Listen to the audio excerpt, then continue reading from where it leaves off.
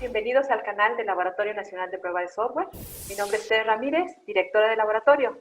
Les damos la más cordial de las bienvenidas al video del día de hoy, en donde estaremos charlando con Luis Vinicio León Carrillo, director general de eQuality. Luis Vinicio, ¿qué tal? Hola, buenos días, Tere. Gracias por la invitación, con mucho gusto. Muchas gracias, Luis. Tu trayectoria es muy interesante, tiene diversas componentes y aristas sobre las que podríamos verla, por lo que nos gustaría conocer más de ella y cómo esta trayectoria te llevó a ser reconocido como experto en pruebas de software en México.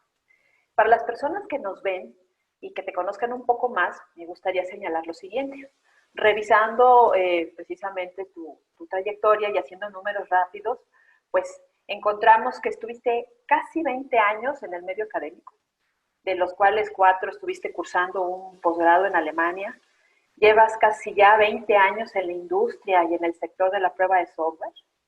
En este tiempo, pues te ha tocado prácticamente hacer de todo, integrar, coordinar, evaluar equipos de prueba, así como coordinar esfuerzos para su certificación, diseñar, comercializar, hacer marketing, internacionalizar servicios de prueba, realizar investigación aplicada, escribir artículos, conferencias, participación en paneles. Fuiste uno de los fundadores y presidente del capítulo occidente de la Asociación Mexicana en Calidad de Ingeniería de Software. Eres director general de un corporativo de empresas especializadas en prueba de software y además, como si esto fuera poco, eres miembro de la Delegación Mexicana de Expertos ante la ISO en prueba de software. Platícanos cómo entre tantas áreas que existen en el desarrollo de software, descubriste o escogiste el área de la prueba que te llevó a hacer todo esto. Platícanos un poco más. Como decías, estuve casi un poco más de 4 años en Alemania haciendo un posgrado. Primero estuve estudiando durante el equivalente a la maestría los lenguajes de computación desde distintos ángulos, desde el diseño, por ejemplo, la implementación a través de compiladores y de intérpretes, o los fundamentos, que son los lenguajes formales. Y cuando arranqué el doctorado, estuve especializándome en algunos aspectos de los métodos formales. Los métodos formales son una manera de desarrollar software que, como dice la literatura, lo construimos bug free by construction. Esto es, hacemos una especificación del producto que queremos desarrollar.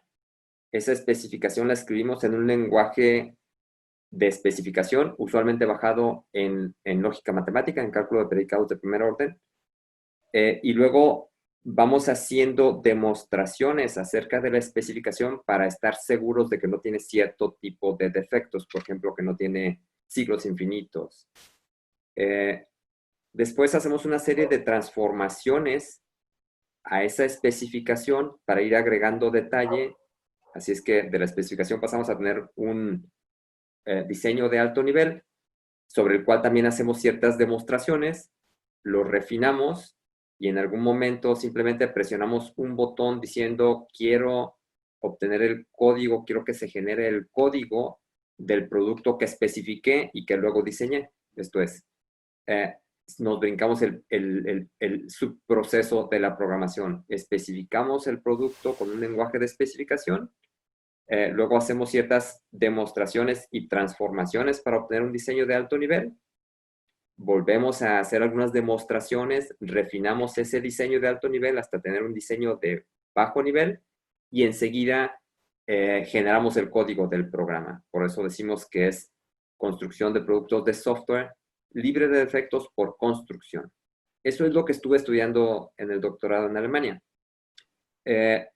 Cuando yo regresé a México, a Guadalajara en particular, yo tenía todavía una plaza como profesor investigador en el ITESO. Pero después de haber estado haciendo investigación básica en Alemania, cuando llegué aquí, pues yo volteaba para todos lados y había algunos académicos con los que podía platicar acerca de estos métodos formales, pero pues en la industria, ni siquiera en las transnacionales. Así es que yo busqué algo que fuera más o menos en esa dirección, pero algo que pudiera ser aplicable aquí en México. Así que estuve revisando algunas cosas, asistí a algunos congresos. Este enfoque de los métodos formales se puede ver como un enfoque duro, un enfoque matemático hacia el control de calidad de productos de software. Así es que, decía, estuve asistiendo a algunos congresos, me tocó ir al primero y único congreso de Latinoamérica de estos reconocidos congresos que se llaman STAR, de Software Testing, Analysis and Review Techniques. Fui al Latin Star en la Ciudad de México, decía el primero y único en Latinoamérica. Estuve también en el Eurostar en Estocolmo y en el Star West en California. Empecé a ver algunas cosas aquí en México, a hacer algunas cosas aquí en México, a ofrecer consultoría en cuestiones de calidad y de prueba de software. Estuve haciendo investigación aplicada en el ITESO todavía, y fue así como vi que eso era algo en donde yo, por un lado, podía aplicar lo que había estado estudiando, por otro, se veía que era un mercado interesante aquí en el país y además es un servicio que, dijeran, tiene baja liability. Esto es, cuando una empresa en Estados Unidos quiere desarrollar un producto, si contrata a una empresa o subcontrata a una empresa para que le desarrolle parte de ese producto, la empresa desarrolladora tiene un fuerte liability con el cliente. Porque si algo falla, pues entonces el cliente va a buscar, va a querer una respuesta inmediata del proveedor. La responsabilidad del proveedor es muy fuerte, mientras eso también hace que en algunos casos las empresas, como las estadounidenses, tengan cierto recelo de subcontratar el desarrollo de software. Eso hace que se vuelva un poco más complejo este asunto. No ocurre así con la prueba.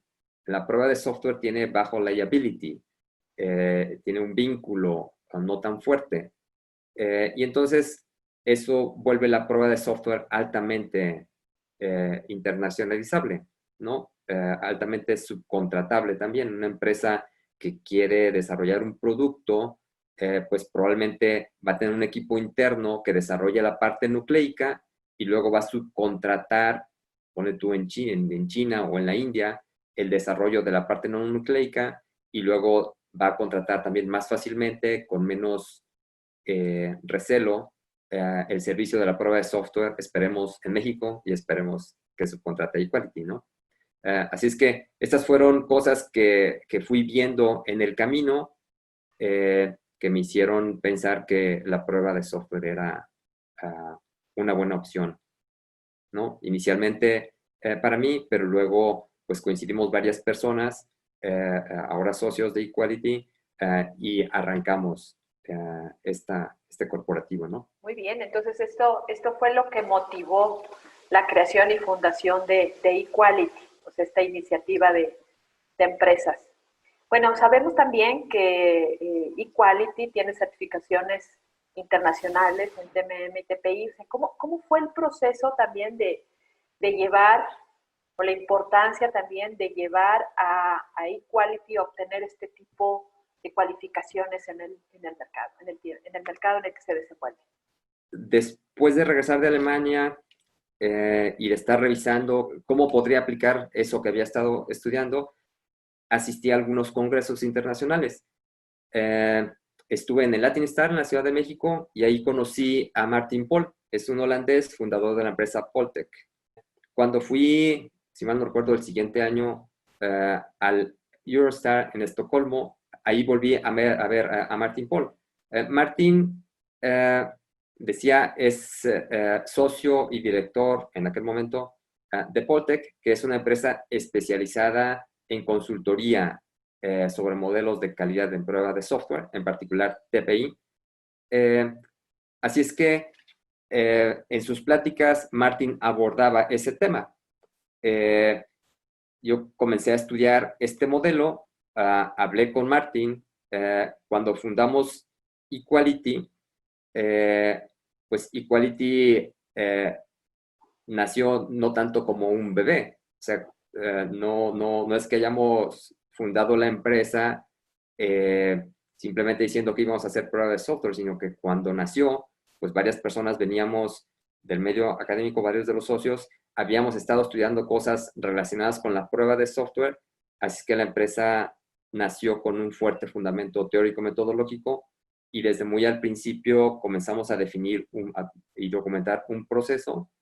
Pronto también definimos un lenguaje para documentar nuestros procesos, un Process Definition Language propietario nuestro.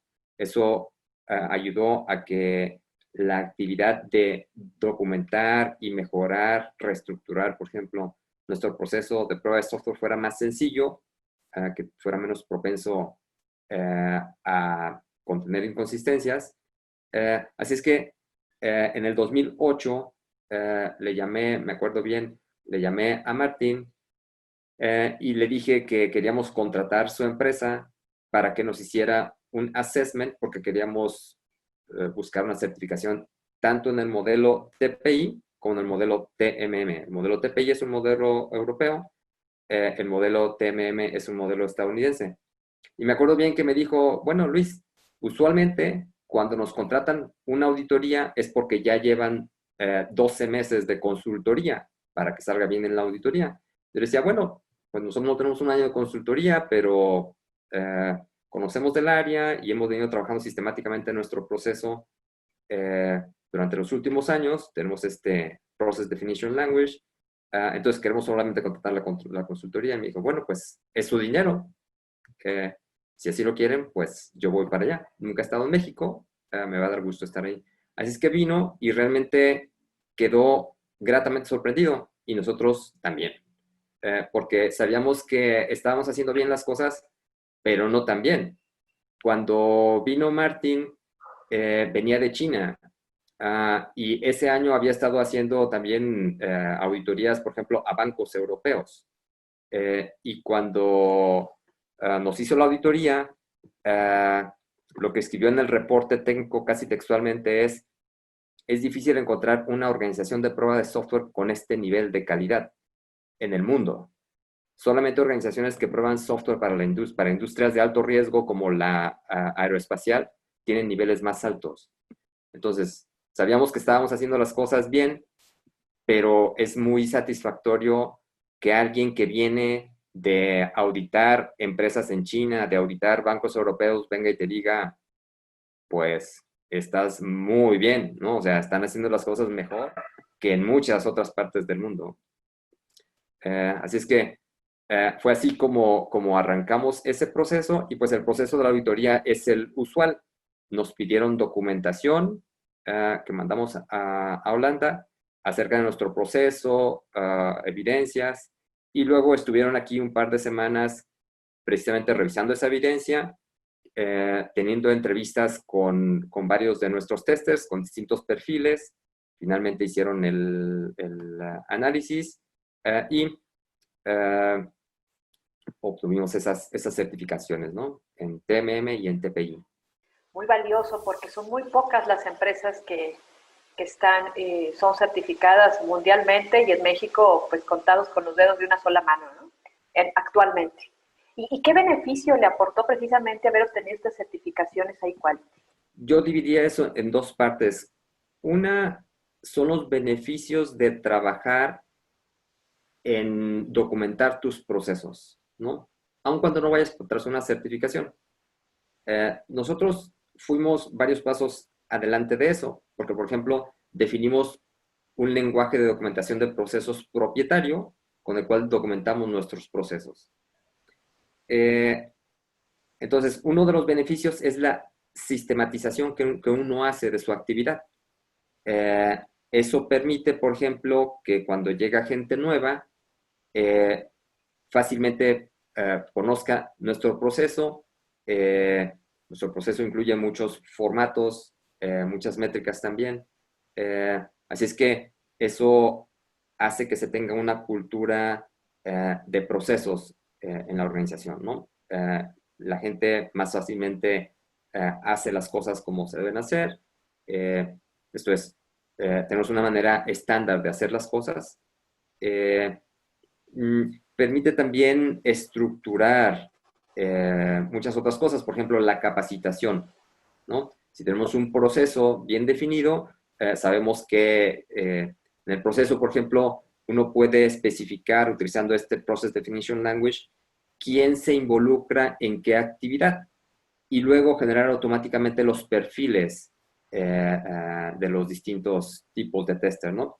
Y entonces poder decir, el tester junior se involucra en esta actividad y hace tales cosas, en esta actividad y hace tales cosas, etcétera. Eso facilita el proceso de la capacitación. Posterior a la auditoría, a la certificación, pues eso trae también ventajas comerciales, ¿no? Ventajas que nos permitieron decir que éramos los primeros especialistas en prueba de software de México con las más altas cualificaciones internacionales, ¿no? O sea, eso también nos facilitó el posicionamiento. Sí, no, muy bien, muy bien. Esto me lleva a la siguiente pregunta. Entonces, Luis, desde hace 2 años nos has comentado que eres miembro de la Delegación Mexicana de Expertos ante la ISO. Estamos hablando ahorita de estándares, de calidad, etcétera. Y estás integrando, eres integrante pues del grupo de trabajo de prueba de software. Pero, a ver, platícanos, ¿cómo llegaste ahí? ¿Qué hacen en ese grupo? ¿Cuál es tu participación? Cuéntanos un poco más, porque seguramente es un tema de interés de las personas que todavía que nos están viendo. La ISO, pues, es una organización mundial dedicada a los estándares. En la ISO hay participantes de muchos países, todos en principio de manera honorífica, o sea, a nadie se le paga por eso. Las aportaciones que uno hace son prácticamente anónimas.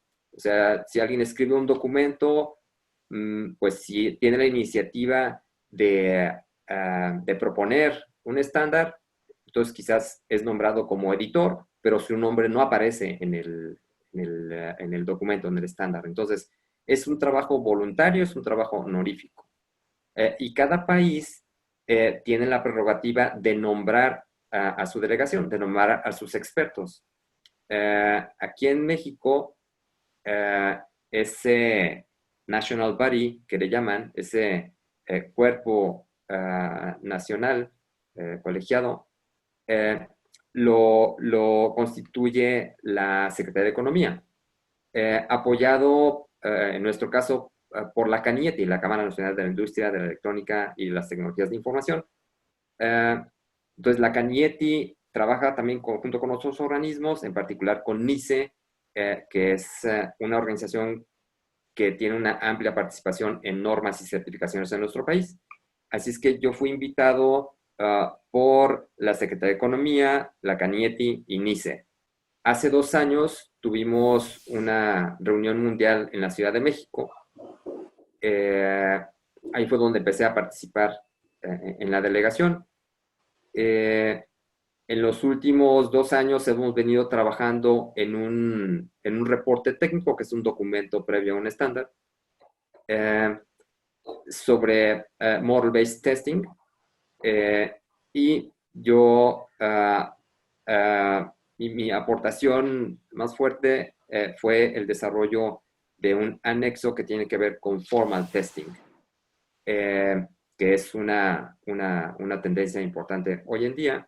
Y en la reunión pasada que tuvimos hace como 3 semanas, que debería haber sido en Japón, pero obviamente por esta pandemia la tuvimos de manera virtual, ahí me sugirieron que que hiciera una propuesta para un reporte técnico sobre formal testing en la siguiente reunión que tendrá lugar en principio en China, en Pekín, a finales de año. Es una labor, como decía, más bien honorífica, es una labor interesante.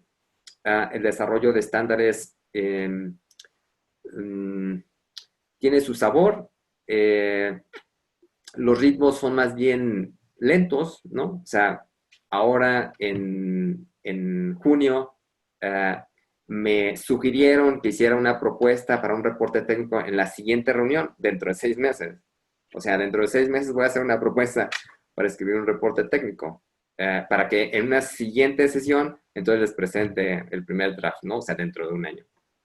Pero, pues los estándares se desarrollan precisamente para facilitar que cosas sean automatizadas, ¿no?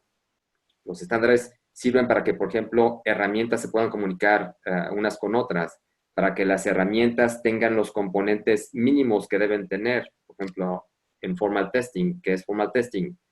¿Cómo se puede decir o cuándo se puede decir que una organización está haciendo formal testing o qué nivel de formal testing está haciendo una organización, ¿no?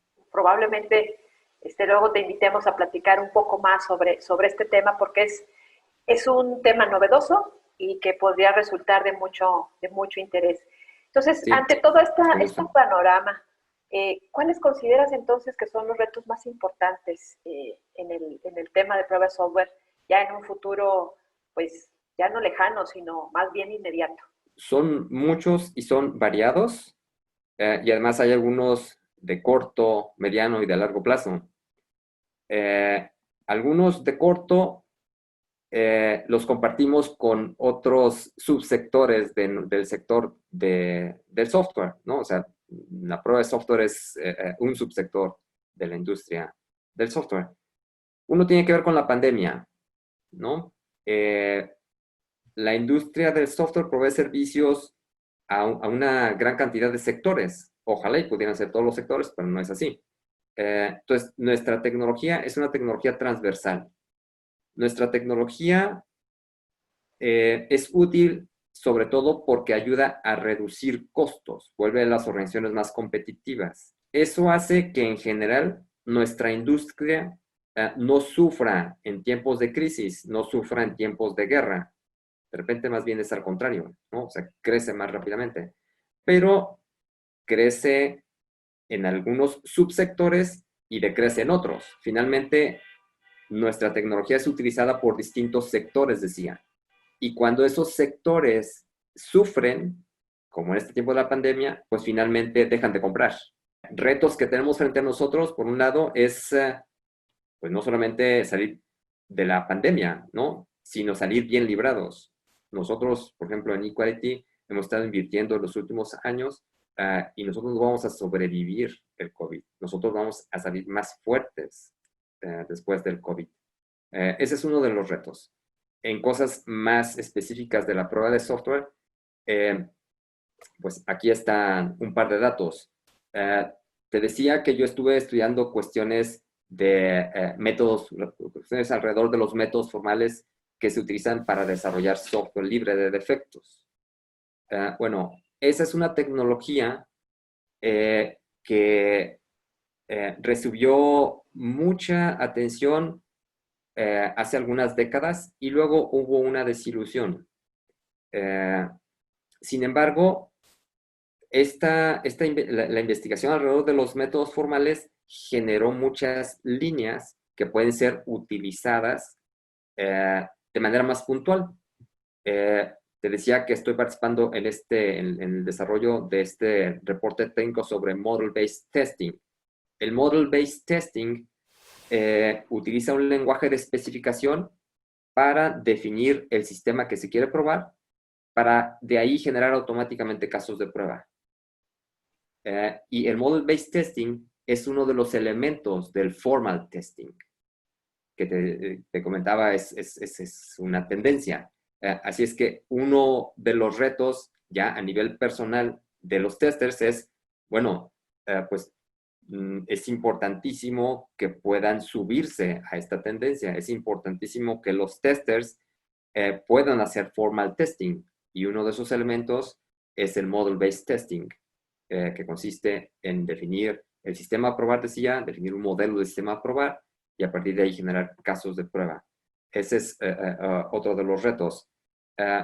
Uno, si tú quieres, un tanto más controvertido y más profundo, es en alguno de estos congresos a los que asistí, congresos internacionales en prueba de software, creo que fue uno en California, sí, fue uno en California, invitaron en un panel a varias personas y cuando empezaban a hablar, alguien preguntó, bueno, ¿y quién los califica para estar ahí al frente en este panel, ¿no? Creo que fue un australiano el que preguntó. Y entonces salió uno de los gurús reconocidos, creo que era Rex Black, que decía, bueno, sí, pues, quizás yo no estoy cualificado para estar aquí. Pero luego le tocó el turno a un directivo de Google. Y entonces Google decía, bueno, yo soy director de calidad en una mediana empresa. Entonces, creo que yo tengo algunas cualificaciones para estar aquí sentado. Y digo, si no es esa persona director de calidad en Google para estar ahí al frente, pues, entonces, ¿quién es, no? Entonces, fue un tanto sarcástico, pero en algún punto de su plática decía, ustedes saben, nosotros tenemos muchos miles de desarrolladores en Google y son personas de primera línea. Pero ustedes saben qué porcentaje del código generan, o sea, del todo el porcentaje, de todo el código que se desarrolla en Google, ¿ustedes saben qué porcentaje es el que desarrolla nuestros desarrolladores, nuestros programadores? Y la respuesta fue alrededor del 50%.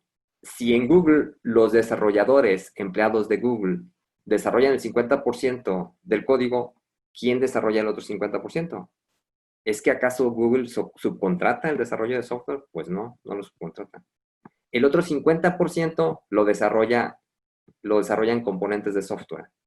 Esto es de todo el código, de todos los programas que se desarrollan en Google, la mitad lo desarrollan humanos y la otra mitad lo desarrollan máquinas. Bueno, si eso está ocurriendo con los desarrolladores, pues eso está pasando también con los testers. Por eso es que esta tendencia del formal testing está cobrando tanta relevancia, ¿no? Por eso es que es tan importante, porque de esa manera el tester se puede concentrar en cosas que solamente puede hacer un humano, como especificar el sistema a probar y luego dejar que herramientas generen automáticamente los casos de prueba, ¿no?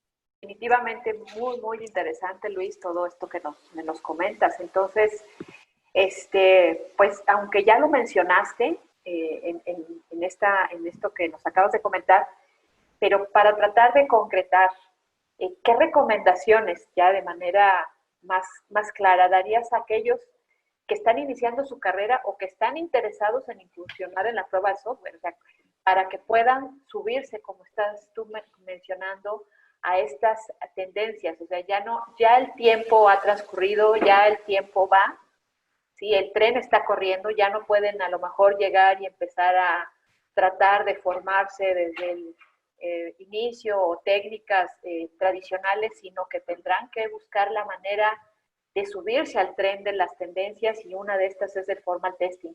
Pero, ¿qué recomendaciones en ese sentido les darías entonces a todas estas personas interesados en incursionar en el área o bien a las que ya están y que, bueno, de repente precisamente en la tarea de todos los días no se han dado cuenta de una manera clara, ¿no? Hacia dónde va esta tendencia?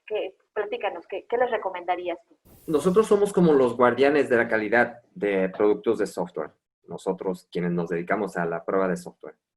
Finalmente, lo que hacemos por nuestros clientes es ayudarles a que el producto que quieren liberar al mercado, que desarrollaron y que quieren liberar al mercado, tenga muy buena calidad, o sea, que haya sido probado adecuadamente para que el producto tenga alta calidad y entonces el mantenimiento sea manejable. Si tiene demasiados defectos, entonces en vez de tener 5 ingenieros de soporte para dar el mantenimiento, se van a estar 10. Así es que lo más probable es que ese proyecto quiebre, ¿no? Porque si te tenían presupuestado 5 personas para darle el mantenimiento y se requieren 10, y eso iba a dar origen a una empresa, pues esa empresa va a quebrar en poco tiempo. Y por otro lado, también ayudamos a organizaciones, a empresas, por ejemplo, que compran software estratégico para su crecimiento, los ayudamos a que no compren un dolor de cabeza. O sea, los ayudamos a que compren un producto con la calidad requerida. Al hacerlo, debemos estar conscientes de ese valor que se espera que agreguemos. Esto es, que encontremos la mayor cantidad de defectos en los productos, lo más nocivo posible, lo antes posible. Así es que mi recomendación es que se hagan de conocimiento y de experiencia que les permita agregar valor a sus organizaciones. Eso significa, es importantísimo que sepan cómo documentar, cómo especificar, cómo mejorar sus procesos de prueba de software, que sepan integrarlos a un proceso de desarrollo de software, que sepan comunicar información que se obtiene de la prueba de software a los desarrolladores. Si no han tomado cursos formales, que lo hagan. Es importante. No subestimen lo que pueden aprender en un curso. Nos ha tocado en Equality, por ejemplo, ofrecer cursos a veces básicos a los que asisten testers con cierta experiencia, 2 o 3 años de experiencia, pero que encuentran cosas que no sabían, ¿no? Cosas importantes. Así es que no busquen la oportunidad de tomar algunos cursos. Yo les mencionaba esta tendencia de formal testing. Es algo que me parece que por un lado agrega muchísimo valor a los clientes, porque entonces se puede precisamente detectar más defectos de una manera más rápida, de una manera más eficiente. Y por otro, el que un tester pueda utilizar un lenguaje de especificación para definir el sistema a probar y que de ahí se generen los casos de prueba, eso le da una habilidad distintiva que lo diferencia de lo que puede hacer un desarrollador. Y es que ocurre todavía en nuestra industria que en muchas organizaciones quienes prueban los productos de software son los mismos desarrolladores. Pero a los desarrolladores no se les paga, no se les debe pagar por encontrar defectos en los programas que ellos mismos construyen. Y como no se les paga por eso, sino se les paga por construir, entonces no tienen ni el perfil psicológico para hacerlo, ni los conocimientos, ni la práctica para detectar defectos. Bueno, si un tester sabe hacer formal testing, entonces el tester sabe utilizar un lenguaje de especificación para generar casos de prueba.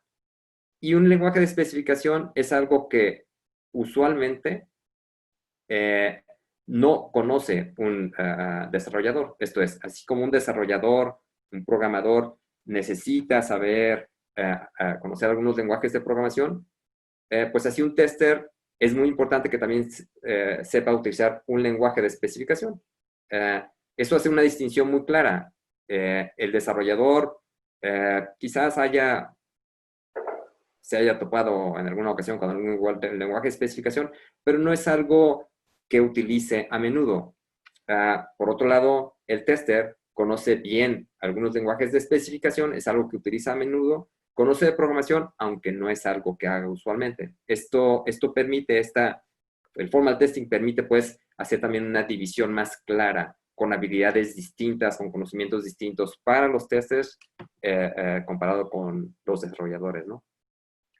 Pues, Luis, muchas gracias. Te agradecemos infinitamente que hayas compartido tus experiencias y tiempo con nosotros en esta charla. Estamos seguros, pues, que todo esto servirá para inspirar a otros y encaminar a muchos jóvenes que están buscando ahorita ubicarse y seguir desarrollándose en el tema de prueba de software.